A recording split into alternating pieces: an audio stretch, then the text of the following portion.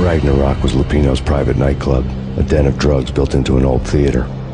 I knew what waited inside: V-head junkies ready to explode in random acts of senseless violence, and Lupino's goon squad, the worst stone-cold killers this side of hell. Ragnarok was as inviting as a headache, flickering and flashing to a machine gun beat. The belly of the nightclub was a gothic theme park that began with bondage games and led to the nasty stuff from there. As subtle with its dark message as a cop killer bullet through the heart, like father, like son, just like Jack Lupino.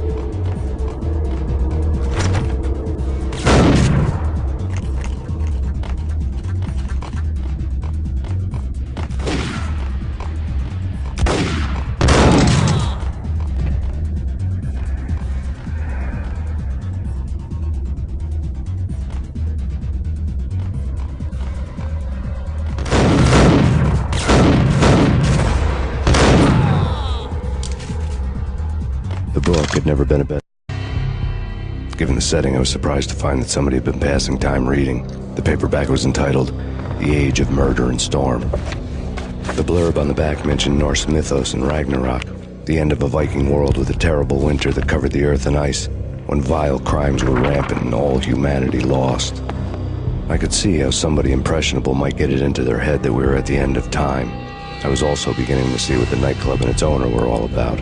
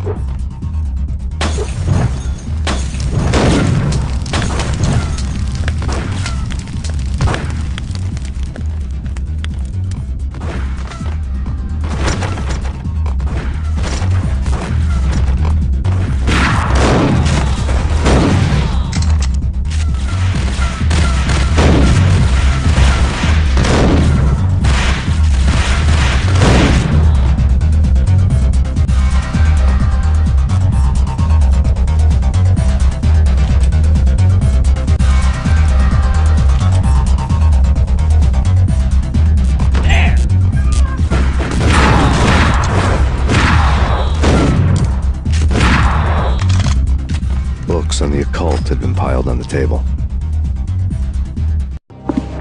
The room was stacked with light reading, such as Necronomicon, Witchcraft, and Paradise Lost. Old exotic titles like Malleus Maleficarum and De Umbrarum Reini Novum Portus.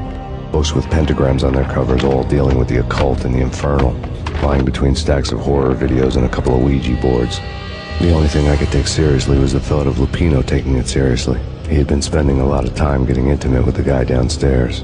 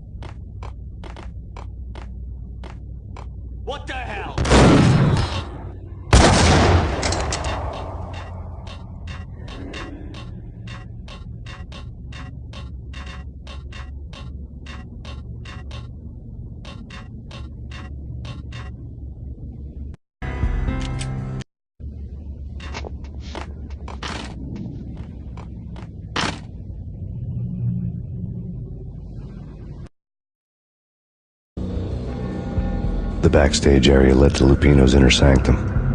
The hot air inside was like an invisible wall, thick with incense and something else, a sickly sweet smell that made you gag. This was the rotten core of the Big Apple. Lupino lurked somewhere ahead, like a spider at the center of his web, waiting. The vapors in the air started to make my head swim. Torn pieces of a letter lay scattered on the sofa.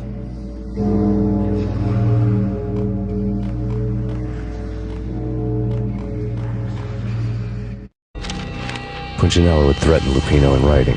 The note had been torn to pieces, bloody fingerprints all over them. Don't want you to think that one of my boys is not playing with a full deck. Shape up, Jack. We are running a business here. I'd hate to send a trio to strong-arm you. The trio were the Don's notorious henchmen. It was obvious that Lupino hadn't been intimidated by the threat.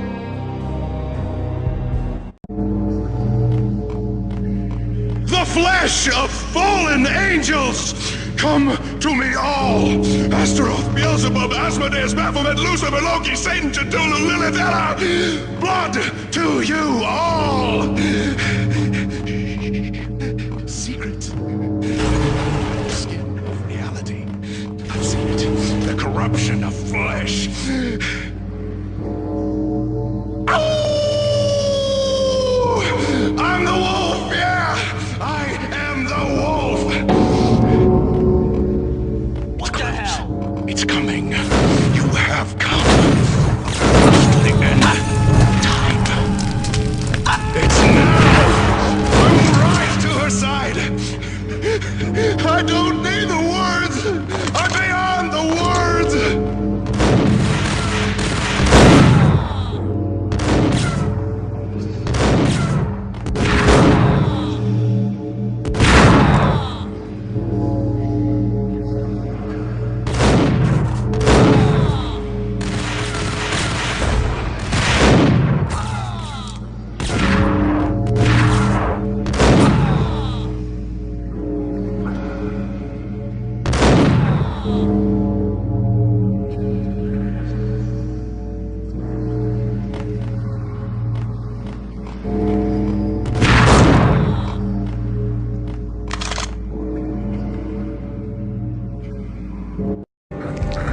I had known there'd have to be a catch in it somewhere, and this one was the Empire State Building of catches. Lupino was pumped up and dying to go 15 rounds with a mutant alligator. And then he started this spooky monkey talk, straight from a bad dream. Mine. I have tasted the flesh of fallen angels. I've tasted it down.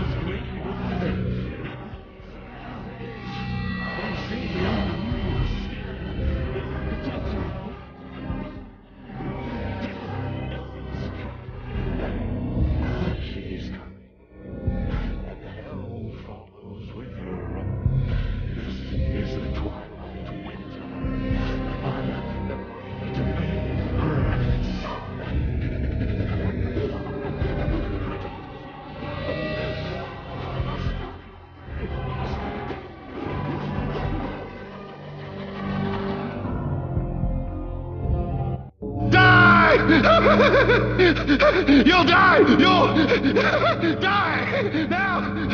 All die!